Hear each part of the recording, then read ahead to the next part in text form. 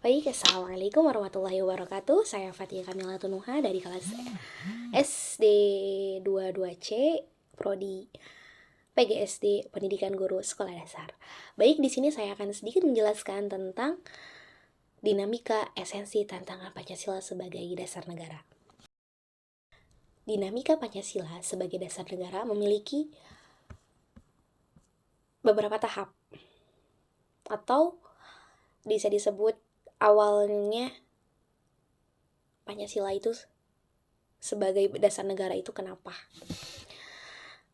Yang pertama ada awal kemerdekaan menyepakati Pancasila sebagai dasar negara Indonesia. Banyak sekali perdebatan dalam menyepakati Pancasila sebagai dasar negara Indonesia. Salah satunya ingin memilih konsep yang kuat Pancasila dari suatu sudut pandang kebudayaan dan sisi spiritualitas yang menjadi ciri khas bangsa Indonesia. Jadi awalnya itu mengapa Pancasila sebagai menyepakati sebagai dasar negara, salah satunya ingin menjadi ciri khas bangsa, kebudayaan dan spiritualitas yang menjadi ciri khas bangsa Indonesia. Terus ada tahap yang dimana tahap ini pada saat berdirinya Negara Republik Indonesia yang ditandai pembaca teks proklamasi 17 Agustus sepakat pengaturan kehidupan bermasyarakat, berbangsa dan bernegara berlandasan Pancasila dan Undang-Undang Dasar 1945. Kesepakatan ini sempat goyah sebab pada November 1945 sampai menjelang ditetapkannya Dekret Presiden pada 5 Juli 1959, pemerintah Orde Lama menjalankan sistem demokrasi liberal. Jadi sempat goyah pada tahap kedua. Tapi pada tahap ketiga, di mana 30 September 1965 muncul gerakan dari PKI yang ingin menggantikan ideologi Pancasila, tapi hal ini gagal. Terus dari tahap berikutnya lagi ada masa Orde Baru. Pada masa pemerintah Presiden Soeharto, posisi dari kedudukan Pancasila sebagai dasar negara berusaha diperkuat. Bahkan pemerintah Orde Baru ini berjanji akan melaksanakan ideologi Pancasila secara murni dan konsekuen. Tetapi gagal karena Orde Baru menjalankan sistem liberalisme kapitalisme. Namun di masa Reformasi 1998, para akademisi dan pemerhati Pancasila terus mengembangkan gerakan untuk mengembangkan Pancasila sebagai dasar Indonesia, serta pencipta Pancasila pada tahun 2004 untuk kembali menyuarakan Pancasila sebagai dasar negara melalui berbagai kegiatan, seminar, dan kongres.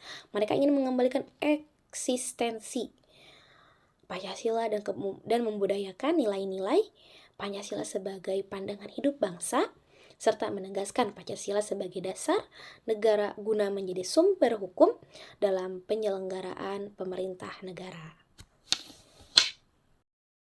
Baik, berikutnya esensi Pancasila sebagai dasar negara. Hubungan Pancasila dengan proklamasi itu pasti sangat erat, karena hubungan Pancasila dengan proklamasi itu adalah suatu tanda atau suatu memberi penjelasan, penugasan, dan pertanggungjawaban terhadap dilaksanakannya proklamasi pada 17 Agustus 1945. Jadi hubungan Pancasila dengan proklamasi itu sangat erat. Lalu hubungan Pancasila dengan pembukaan Undang-Undang Dasar 1945 juga sama. Adalah sesuatu syarat atau yang memenuhi unsur mutlak gitu dalam sebagai stats fundamental norm Implikasinya, semua peraturan perundang-undangan dimulai dari pasal-pasal dalam Undang-Undang Dasar 1945 sampai dengan peraturan daerah harus sesuai dengan pembukaan Undang-Undang Dasar 1945. Jadi, hubungan Pancasila dengan proklamasi, hubungan Pancasila dengan dengan pembukaan Undang-Undang Dasar itu sangat erat. Karena saling berhubungan satu sama lain, jadi tidak bisa untuk dipisahkan. Lalu berikutnya ada tantangan Pancasila sebagai dasar negara. Ada beberapa pengantar. Pengantar pertama yaitu dalam mencapai tujuan negara berkembang dua aliran, yaitu aliran liberal individualis dan aliran sosialis. Aliran liberal individualis berpandangan kesejahteraan dan kebahagiaan yang harus dicapai dengan politik dan sistem ekonomi liberal melalui persaingan bebas. Jika aliran sosialis atau kolektivis berpandangan kesejahteraan dan kebahagiaan manusia dapat diwujudkan melalui politik sistem ekonomi terpimpin atau totaliter. Ada berikutnya pengantar kedua, tujuan negara Indonesia ada 5, yaitu melindungi segenap bangsa, melindungi segenap tumpah darah, memajukan kesejahteraan umum, mencerdaskan kehidupan bangsa, dan ikut serta melaksanakan ketertiban dunia. Untuk mencapai tujuan dan kesejahteraan bangsa Indonesia, Pancasila menghadapi berbagai macam tantangan. Tantangan yang pertama, masuk dan berkembangnya paham liberalisme, kapitalisme, komunisme, sekularisme, pragmatisme, dan hedonisme yang mengurus kepribadian bangsa yang berkarakter nilai-nilai Pancasila.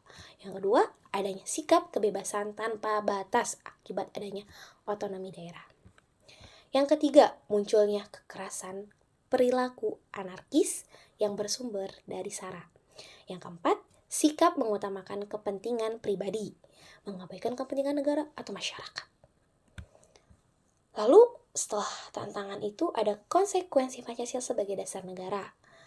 Kebijakan umum dan politik hukum harus tetap menjaga keutuhan bangsa, baik secara ideologis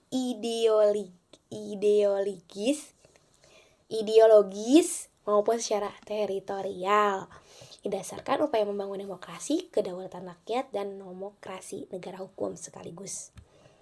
Lalu didasarkan pada upaya membangun keadilan sosial bagi seluruh rakyat Indonesia, didasarkan pada prinsip toleransi beragama yang berkeadaban. Lalu kedudukan Pancasila sebagai dasar negara